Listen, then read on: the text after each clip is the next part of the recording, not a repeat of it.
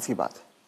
तो अब जो आदमी 75 का हो गया, उसने खुद अपनी लंबी उम्र की तैयारी ही नहीं करी, और जब उसने कोई तैयारी खुद नहीं करी है तो उसका परिवार या उसके समाज उनको कैसे तैयारी, वो कैसे तैयारी करेंगे? तो आपका ये कहने का मतलब है कि पहले तो शायद वो 60 साल तक जीता तो बहुत बड़ी बात थी, तो जब तक वो कमा रहा था वो जी रहा था, अब वो 80 साल तक जी रहा है। तो इसके जो परिणाम है वो भी इकोनॉमिक एंगल मुझे समझाइए।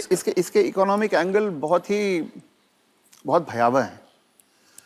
आज हिंदुस्तान में 60 साल की उम्र में आपने एक आदमी को रिटायर कर दिया। आदमी को अगर 80 साल तक जीना है तो 20 साल के लिए उसको अपना इंतजाम करना है। उसकी पत्नी 10 साल छोटी है तो 30 साल के लिए पत्नी के लिए इंतजाम करना है। औरतें आमतौर पे 5 से 7 साल ज़्यादा जीती हैं, तो 35 साल के लिए उसे अपनी पत्नी के लिए फाइनेंशियल इंतजाम करना है और 20 साल के लिए खुद के लिए इंतजाम करना है। आज के इन्फ्लेशन में, आज की महंगाई में कितना भी पैसा आप एक जगह रख दीजिए, क्या वो 35 साल तक खींच सकता है? ये प्रैक्टिकल नहीं है। और जैसे जैसे उम्र बढ़ती जाती है उनके बच्चों की उम्र भी बढ़ रही है जी। जो आज 70-75 का होगा, बच्चे भी तो 50-55 के हो रहे होंगे।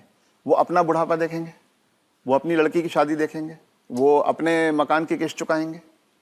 तो जो पीढ़ियों के बीच की जो दूरियां हैं वो बढ़ती जाती हैं। ये इकोनॉमिक वजह से बढ़ रही है। इकोनॉमिक वजह से बढ़ रही हैं। तो अब वो जो कॉन्सेप्ट है कि 60 साल की उम्र में हम रिटायर हो जाएं, उससे बाहर निकलना होगा। जब तक शरीर साथ देता है काम करते रहना है और 2 पैसे कमाते रहना है जी। कुछ करके किसी तरह से अपनी आर्थिक स्वतंत्रता को कायम रखना चाहिए, जितने ज्यादा से ज्यादा समय तक हम रख सकते हैं। अपने आप को वोकल रखना भी बहुत ज्यादा जरूरी है। अगर मेरी परवाह मेरे परिवार वाले नहीं कर रहे हैं और अगर अड़ोसी पड़ोसी इस बात को जान जाएं तो कोई भी बुजुर्ग कभी भी किसी परेशानी का सामना नहीं करता, क्योंकि तो चुप ना रहें। चुप रथ ना साहब रहें। ये कह रहे हैं कि चुप ना रहें। अगर आपके बच्चे आपके साथ व्यवहार ठीक नहीं कर रहे हैं सबको बताएं। तो आप सबको बताएं। जी। रथ साहब, बहुत सारे जो बुजुर्ग हैं हमारे समाज में, उन पे प्रेशर आता है बच्चों की तरफ से कि आपकी जो जायदाद है या जो घर है या जो प्रॉपर्टी है, जो कुछ भी आपके पास है, वो आप हमारे नाम कर दें। इस पे आप कुछ टिप्पणी देना चाहेंगे?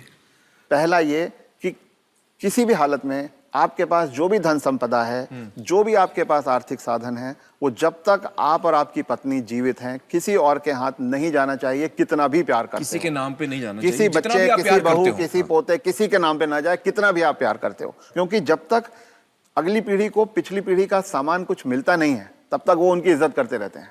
वो हाथ पांव भी दबाएंगे, वो अस्पताल भी ले जाएंगे, वो दवा दारू भी करेंगे।